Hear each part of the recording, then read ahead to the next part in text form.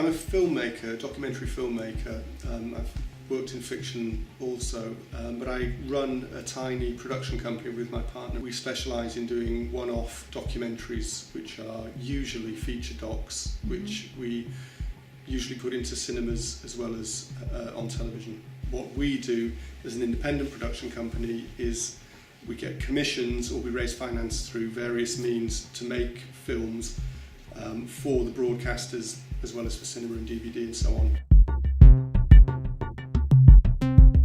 The way equipment has become cheaper and smaller means that it's opened up the possibility to work in media to many more people working independently or completely alone.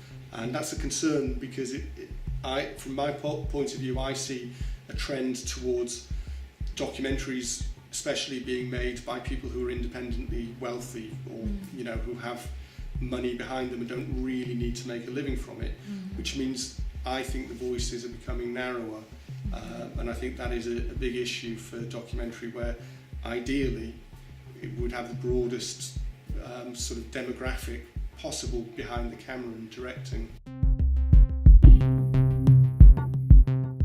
Networking can happen on various levels. There's the networking that I find more comfortable is really having a drink, coffee or a beer or whatever with people who you think you would naturally want to do that with anyway, and they're going to be other filmmakers for me, perhaps producers, although my partner Rachel would more naturally perhaps do that with producers.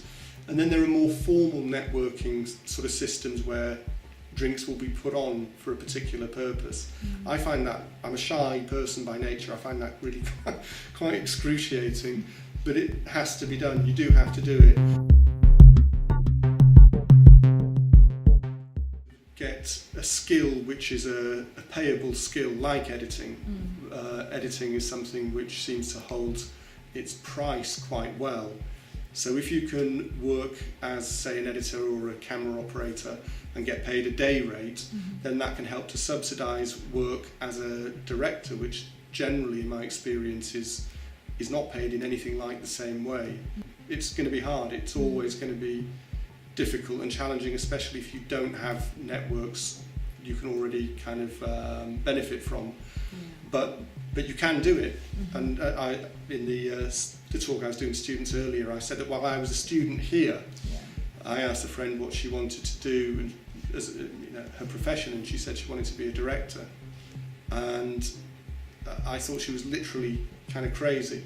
I really didn't think that it was open to people like ourselves from very sort of humble backgrounds. But it is. You've just got to really kind of go for it. And I've had some strokes of luck, I have to say that.